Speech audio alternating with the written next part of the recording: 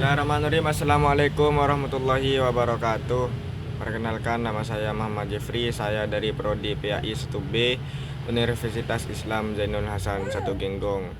Kami perwakilan dari kelompok 6, yakni tentang negara dan konstitusi. Langsung ke pembahasan, yakni yang akan menjelaskan tentang negara yaitu Mas Hafid, dan yang akan menjelaskan tentang konstitusi yaitu Mas Zen. Bismillahirrahmanirrahim. Assalamualaikum warahmatullahi wabarakatuh. Perkenalkan, nama saya Muhammad Hafid Amiruddin dari kelas 1B dan kelompok 6. Dan di sini saya akan mempresentasikan tentang kewarganegaraan. Pengampunya Ustadz Tabah. Semoga dimuliakan oleh Allah. Amin. Dan di sini saya akan membaca tentang negara dan konstitusi. Pengertian negara adalah organisasi yang memiliki kekuasaan tertinggi dan atas wilayah tertentu dan rakyatnya. Yang kedua, elemen negara ini ada 4 jenis, yaitu wilayah, area geografi yang diatur oleh negara. Yang kedua, rakyat. Penduduk yang tinggal di dalam negara. Yang ketiga, pemerintahan, organisasi yang memimpin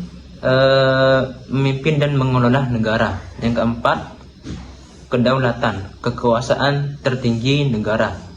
Yang ketiga, ini jenis negara. Ada dua jenis, dua jenis, yaitu negara kesatuan. Negara kesatuan adalah negara yang pemerintahan terpusat, misalnya negara Indonesia. Yang kedua, negara federal, negara yang pemerintahan wilayah yang terpisah, seperti negara Amerika. Yang keempat, ini ada fungsi negara. Fungsi negara adalah ada 3 jenis, menjaga ketertiban dan keamanan. Yang kedua, menyediakan layanan publik. Yang ketiga, melindungi hak asasi manusia. Dan seterusnya akan dilanjut oleh Ustadz Zainul Rizal. Assalamualaikum warahmatullahi wabarakatuh. Perkenalkan, nama saya Muhammad Hasan Zainul Rizal dari Universitas Zainul Hasan Genggong. Di sini saya akan mempresentasikan tentang pengertian konstitusi, fungsi konstitusi, jenis konstitusi, dan juga perubahan konstitusi. Langsung saja kita ke pembahasannya, yaitu pengertian konstitusi. Hukum dasar tertinggi yang mengatur struktur negara dan hubungan antara negara dengan warga negara. Konstitusi adalah ketentuan dan peraturan yang mengatur tentang ketatanegaraan suatu negara. Istilah ini berasal dari bahasa Prancis, constituer, yang berarti membentuk. Konstitusi berfungsi sebagai landasan hukum dan prinsip-prinsip dasar yang mengatur hubungan antara negara dan warganya, serta struktur pemerintahan. Salah satu contoh konstitusi tertulis yang ada di Indonesia adalah Undang-Undang Dasar 1945. Undang-Undang Dasar 1945 mengatur berbagai aspek penting dalam pemerintahan, termasuk hak asasi manusia, pembagian kekuasaan, dan tata cara pemilihan umum. Selain itu, ada juga konstitusi tidak tertulis seperti kebiasaan dan konvensi yang diakui dalam praktek pemerintahan. Contohnya ialah pidato presiden setiap tanggal 16 Agustus. Lanjut ke pembahasan yang nomor 2 tentang fungsi konstitusi. Fungsi konstitusi menetapkan struktur pemerintahan, mengatur hak dan kewajiban warga negara, menjamin perlindungan hak asasi manusia. Contohnya tentang fungsi konstitusi tersebut. Yang pertama, menentukan dan membatasi kekuasaan. Salah satu fungsi utama konstitusi adalah untuk menentukan dan membatasi kekuasaan pemerintah. Hal ini bertujuan agar tidak ada dominasi kekuasaan oleh pihak-pihak tertentu, sehingga pemerintahan dapat berjalan secara adil dan demokratis. Contoh yang kedua tentang pengadilan masyarakat. Konstitusi juga berfungsi sebagai sarana pengontrol masyarakat dengan mengatur pola perilaku masyarakat melalui ketentuan hukum sebagai pedoman.